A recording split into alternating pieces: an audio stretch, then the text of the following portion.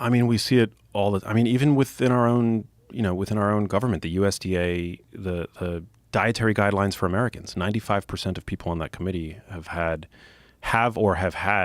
conflicts of interest with the pharmaceutical industry and the food industry. Yeah.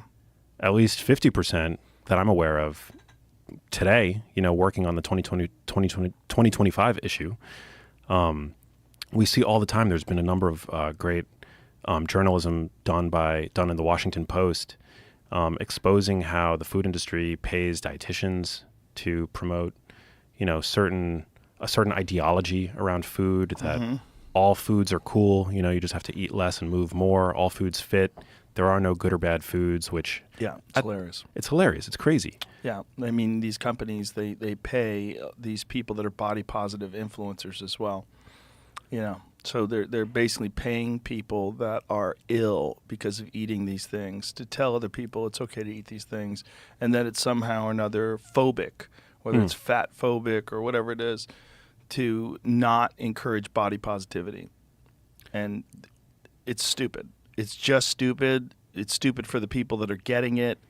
It's stupid for the people that are promoting it. It's stupid for our culture to be inundated with this nonsense and misinformation where we have to sort through it and try to do deeper research and consult people who actually understand what's going on. It's so disheartening that we live in this world that's so compromised by money, that information about key things like your own health is so distorted that it's hard. You talk to people, and so many people have like a basic misunderstanding of what is good and not good for you. And all of it is because of this kind of thing, that it's just so prevalent and it's so confusing.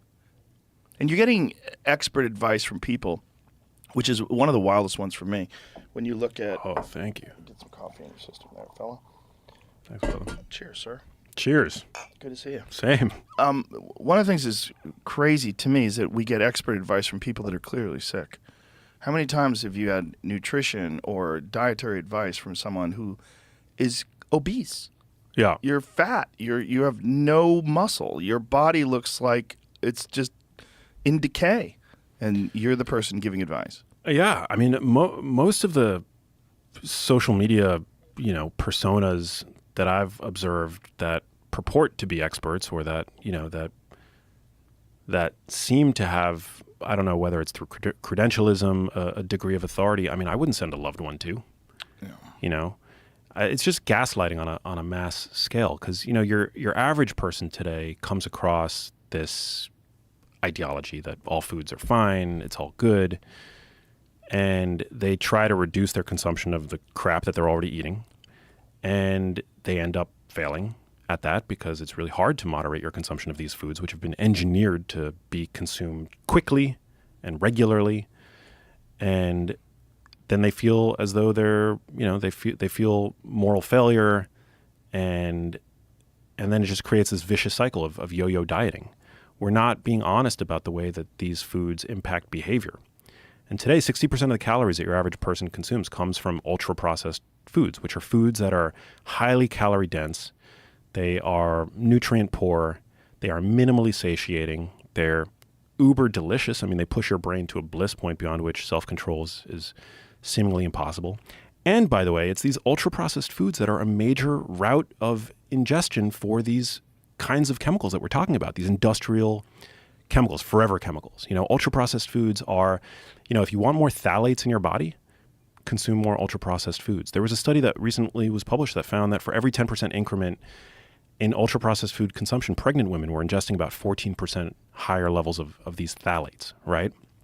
I mean, you did such an amazing episode with Shauna Swan a couple years ago talking about the fact that our exposure to these chemicals are reducing the anogenital distance in boys, right? Which is a very easy, well, I don't know about if easy is the right term, but it's a very simple proxy to use to identify how these compounds might be affecting us, right? But that's only what you can observe. Like, how are these chemicals affecting us in other ways? Right.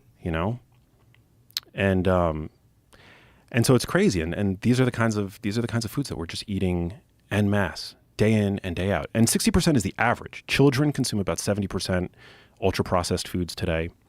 On average, Black Americans, unfortunately, consume 80% ultra-processed foods. And there's obviously, this is not all choice. There are systemic issues. Many people today still live in food deserts. Accessibility is an issue. Cost is an issue. I know all that. But the messaging that we're getting from our most trusted sources is essentially that everything's fine. Just eat less, move more.